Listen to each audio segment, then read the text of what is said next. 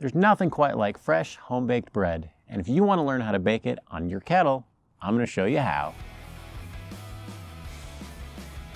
Over at the Grill Top Experience, we're all about cooking on the kettle and different barbecues, and if you want to check out all of our videos, don't forget to subscribe. If I had to bake bread outside, doing it on the Weber Kettle would not be my first or my second choice. Already on this channel, I made a trivet so that way you could do it in the teeny tiny Weber Q100, as well as doing it on the Weber Genesis. I've made bread in a Dutch oven, and I'd probably do all of those before I'd cook it in the kettle. But since this is a viewer request, I'm going to show you how I do it and make it work. One of the important things to pay attention to is the temperature. I've done some testing that shows that the charcoal grate is about 40 degrees lower than it is at the cooking grate.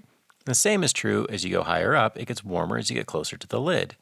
And because that's an issue, you want to make sure that you get your bread so it's not too tall.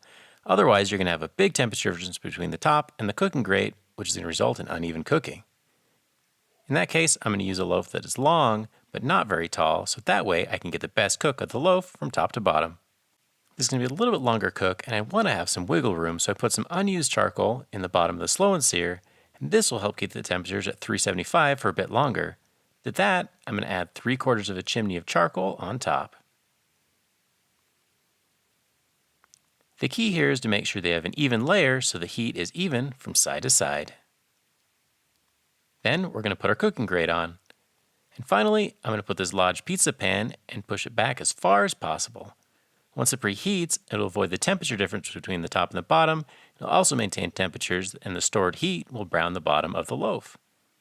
The last thing we're going to do is set up the thermometer so that way we can make sure that we have the right temperature when we cook our bread. Now the key here is this loaf is going to cook at about 375 to 400 degrees for 25 to 30 minutes. Your loaf might be a little bit different. You might want to go hotter or lower. Just use whatever recipe you're used to and used to making in the oven, so that way you'll get similar results out on the kettle. There are two main things that you want to look for as you're waiting for the kettle to preheat. Number one, you want to have an even, steady temperature, because once you put that bread on there, you can't mess with the vents too much. You can try to make it a little bit warmer, but if you try to cool it off, you're going to end up choking out the fire and putting a smoke flavor into your bread. And the second thing that you're looking for is you want to have pretty much no smoke coming off the kettle at all. You're going to go from white smoke, later get some blue smoke, and you want it to be absolutely clear, so that way you can get the best result possible. If it's blue, or especially if it's white, that smoke flavor is going to go into the bread, and most people probably won't like it. Okay, so we've reached the right temperature. It's time to put this on the grill. So we're going to make sure this is perfectly even. And because we really don't care what the temperature is anymore, I'm taking that off. And we're going to close it up, and we're going to see it in about 30 minutes. All right, so I can almost hear somebody screaming, "Why did you take the thermometer off of the grill grate?" It's because I'm serious. You can't really adjust it once it's going. Just let it go, and whatever temperature you set it at is the temperature that you're going to be baking this bread at. I'm not going to touch it. I'm just going to let it ride through. The only change that I'm going to make is about halfway through. I'm going to spin it around, and that's because there's a little bit of temperature difference from right up near the charcoal to the back. It's not a big difference, but it's enough in something like bread where you're really going to see it that I want to spin it around and just make sure that things cook evenly.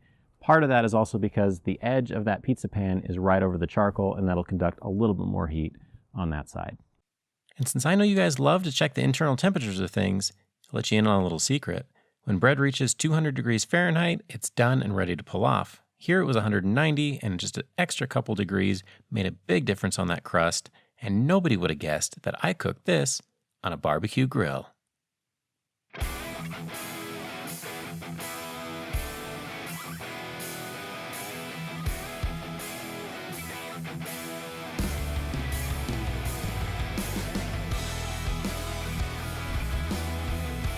With a few easy tips, you're a pro at baking bread on your Weber Kettle, or really anything else that you want to bake that you don't want to get that smoky flavor.